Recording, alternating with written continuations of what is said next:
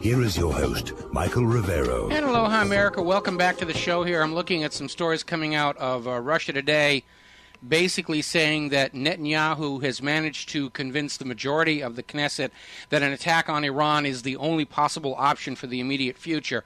And the reason for that is Israel is also being hit with their own version of Occupy America. It's a general strike. The people of Israel are as unhappy with their government as the people of the United States. And when governments get into these kinds of problems, what do? Oh, let's start a war. They'll forget all about the corruption. They'll forget all about the poverty and unemployment and misery and the bad roads and the bad schools and the bad hospitals, and they'll salute the flag, and they'll throw their little babies onto the enemy's bayonets. And that's what they're all trying to do. They have gotten into this horrible, horrible mess, hunting for the 11th marble, and they're going to escalate the world war to try and get out of it, because they can't think of anything better to do. And so Israel's going to attack Iran. Iran is going to wish to retaliate, and your brothers and sisters and sons and daughters and husbands and wives are stuck on the ground in Iraq, right in the path of Iran heading for Israel. And the U.S. government is going to say, oh, we must protect our ally. And then we'll be at war with Iran, which is what they've wanted all along. Because Barack Obama knows that if he gets your kids into a war with Iran, then he can count on the Jewish vote next year in the election, meaning the Jewish money. The Jewish vote is meaningless. They're 4% of the population. When they're talking about the Jewish vote, what they're talking about is the Jewish control of the media and the money. And Obama is getting ready to trade tens of thousands of your children's lives and health and bodily parts to win his election next year. That's what's going on here. And you know, the thing is, I don't think it's like Russia really wants a war. I just think Russia's trying to throw up a deterrent. It's like, if you want a war, we'll give you one, and you're not going to like it. Well, you're right. It is a deterrent. Everything that Russia is sending to Iran is primarily defensive. It's radar jamming equipment, that kind of thing. And, it's amazing. Russia and China are acting like the adults in this playground right now. You've got Israel and the U.S. saying, give us what we want, or we'll kick it all over. We want control of the cake, or we'll throw the whole thing on the floor. I mean, they're throwing tantrums is what they're doing. And Russia's trying to say, this has gone on far enough. You've screwed up your own... the thing is... Go ahead. One good thing about Russia, what they did, is one thing they did say about in their government, there ain't no room for dual citizens in the Russian government. Oh, that was one of the smartest things they did. Yeah, when they threw out the oligarchs.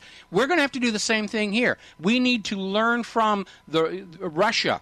When the USSR collapsed, Putin made a lot of good decisions, getting rid of the oligarchs, getting rid of the dual citizens, and saying, you get out of here, go back to Israel, leave us alone. And, Russia has paid off its national debt. Yeah, and here the U.S. is just sinking further and further. And that's who's starting a war, trying to get us in a war. It's like there is no room for a congressman, anybody working for the government being a dual citizen. Either be for America first, second, third, and 100th place, or you don't belong in. They don't belong in the government at all. I would absolutely agree with that. We have. I remember as a kid growing up being warned about communist subversives. Well, there were subversives, but we were all looking in the wrong way. Hollywood kept saying, you keep an eye on the Russians, just like they're saying, keep an eye on the Muslims. We're watching the wrong people. The police are being taught to study and stalk the wrong people. Who was it who got arrested near the World Trade Center on 9/11? It was a bunch of Mossad agents. Like I say, Israel is a menace. Yes. And the thing is like next election, it's like I say, if a candidate says we need to support Israel, I'm like, go ahead and move over there after we vote your butt out of office. We all need to be saying that. We all need to make friend of Israel a negative, because Israel is still succeeding in convincing the American politicians that the more they love Israel, the more likely they are going to be elected, which means one of two things. Either the media still thinks it's got the American people brainwashed, or Israel is completely in control of the mechanisms by which our elections are being rigged. And, either way, we're at the point right now where if we cannot change this peacefully, this thing's going to go violent. And I am not encouraging violence. In fact, I want to just take a moment right now to applaud the Occupy people for not only not falling into the trap of violence, but of catching the FBI's COINTELPRO people and pointing them out and turning them into the cops themselves, which I'm sure is very embarrassing on the resume. And they're keeping the high moral ground. But we don't know how much longer that's going to last because we're seeing the police and the FBI resort to more and more violence and more dirty tricks. There's a case now where apparently a building got burned down. That's being blamed on the Occupy movement. Remember, the people that we're fighting against, the money junkies, the U.S. government, and especially Israel, they see the Occupy movement as a threat to their very existence. They will stop at nothing to bring it down, to wreck it, to derail it. They see it as a fight for their survival. All's fair in love and war, and, Israel must prevail and rule the world. Therefore, everybody in Occupy America is the enemy and an anti-Semite, and we have the moral right to go out and do terrible things to them, like they did to that Army Ranger, who I guess has had to go through surgery to remove his spleen. George, hang on. We're going to keep you through the commercials and let you finish up on the other side of this ad break. We'll be right back. And aloha, America. Welcome back to the show. We're still talking with George from Texas about Russia and the very real possibility that the lust of the money junkies and the governments of Israel and the United States of America, who are so desperate to distract from this economic nightmare they themselves have created, will get us into a real, genuine, no-holds-barred, knock-down, drag-out global thermonuclear war with Russia and China. Because Russia and China are both sending very clear signals that Iran is the final line. That if Iran is attacked, it's going to be total war. And guys and gals, we, the United States of America, are going to lose this one. Because we don't have the people, we don't have the money, we don't have the manufacturing. From the bankers' point of view, they don't care.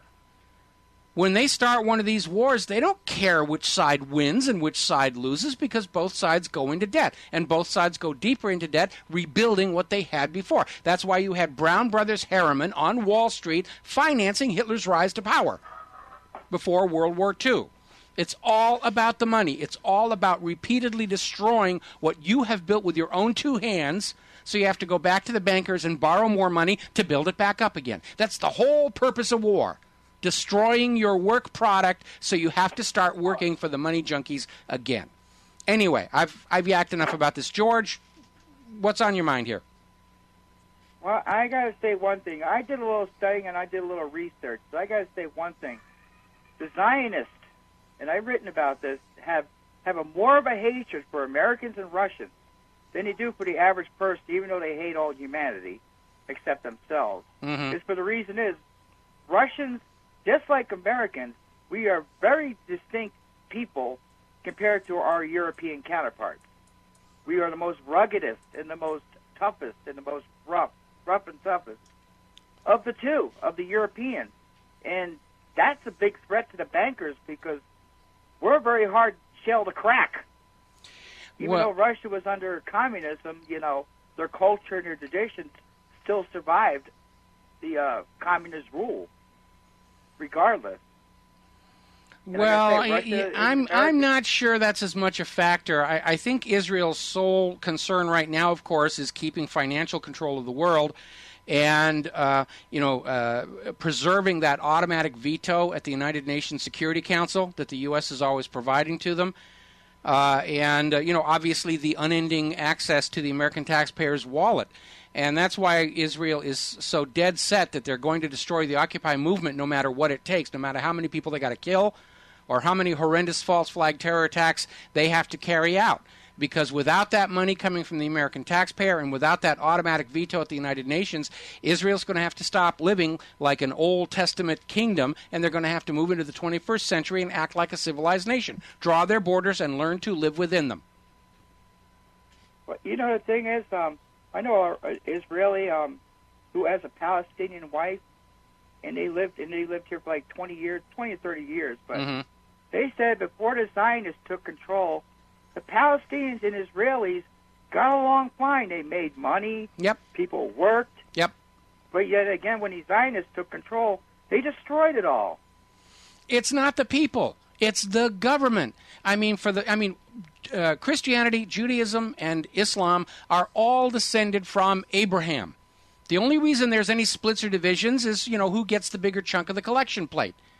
And they have, pretty much for the most part, lived together in peace and commerce and harmony throughout history. It's these wacko banana type people in the funny looking robes and the government offices who say, "Oh, I can make myself really, really rich by declaring war and going in, and we're going to have a holy crusade, and we're going to have genocide, and we're going to have this, and we're going to have that." They're the ones who are causing the problem.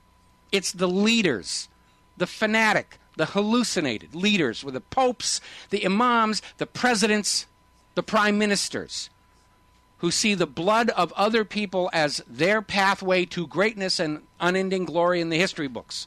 Those are the ones we have to get rid of. We need to keep these sociopaths from ever seeking public office. We're staring right in the face at this horrible reality that political power attracts the very sort of people who shouldn't have it.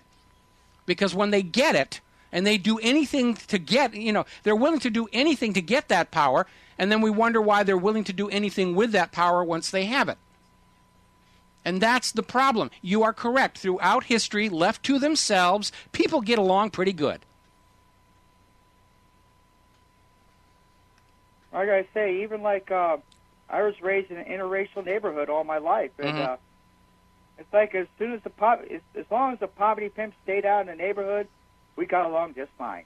Yep. But once they got in, that's when division started. Well, that's how politics works. You go into a neighborhood where things are not going really well, and you go up to this one group of people and say, "You're actually okay. It's those other people over there that are keeping you poor, and they're doing evil things to you." And it's how governments rule their people, with this constant divide and conquer strategy. Blacks against the white, the young against the old, the men against the women. I remember back in the 1960s when the FBI COINTELPRO was absolutely trying to destroy the civil rights movement because they needed the whites and the blacks to be constantly at odds with each other. And they needed the blacks to feel like they were oppressed, and so the whites would stay afraid of them. And then when that kind of fell apart and we all started saying, the color of your skin really isn't that important, then in the 1990s they started fanning up men against women. "Oh, you're all rapists. You're all beasts." Look at this thing with what's his name, Cain, where this sexual harassment coming back from the 1990s. That was the heyday of all men are rapists and all this other nonsense. In other parts of the world, yeah, it's a rough date, but it's not something to sue somebody about. And don't get me wrong, I don't like Cain at all. I want President Pizza to get the heck out of this race here, because when he stood up there and said, "I understand foreign policy because I've talked to the Israelis," that was the day I knew that we cannot allow Cain to be in the Oval Office. But this whole thing about the sexual harassment, that's covering something else. There's something else going on. I don't know who's behind it. I'm getting a real strong smell of Richard Nixon. I'll probably go into that more in depth tomorrow. But just getting back to this whole situation, yeah, we've got too many people who see a major war as their best solution to this economic mess. Nobody can find that 11th marble because it doesn't exist. So let's blow up the whole place and start, handing out new marbles. Well, the thing is, without a war, they can't justify tyranny at home. That's exactly right. That's exactly right. I remember when the Soviet Union collapsed and the Cold War was officially over, and everybody said, "Oh, we're going to have a peace dividend now. All this incredible billions of dollars we're spending on nuclear rockets and submarines and weapons and stuff, we can spend it on our kids. We can spend it on our schools." And the military said, "Heck no. We got to find other people to, and then all of a sudden, instead of a Cold War against the Russians, we had a war on drugs and a war on terror and a war on bad grammar and a war on whatever. But it's just a constant series of these concocted public relations wars that justified taking your money and not giving you anything back for it at all. What we need is a war on Wall Street. Yeah, or a war on incumbency. Well, definitely. I think we should do, when we start talking about the government we're going to have in this country after this one is finished blowing itself up, I think we should either have one term limit or everybody is in the job for the rest of their life, which means they got to live with the mistakes. But this idea of everybody getting just a few years in Congress, it's an open invitation to corruption. Yeah, I'm going to sell out my office. I'm going to make a ton of money, and any problems that I create, it's somebody else's to solve. The people who imprisoned us with the Federal Reserve, they all got rich. They didn't have to live with the consequences. They're all dead now. They had long, happy lives of wealth and privilege and comfort and pleasure, and they went to their graves happy people because they knew the destruction of the Federal Reserve, that private central bank model, was going to happen long after they were dead. They're all happy. We're all miserable. We need to reset that whole situation.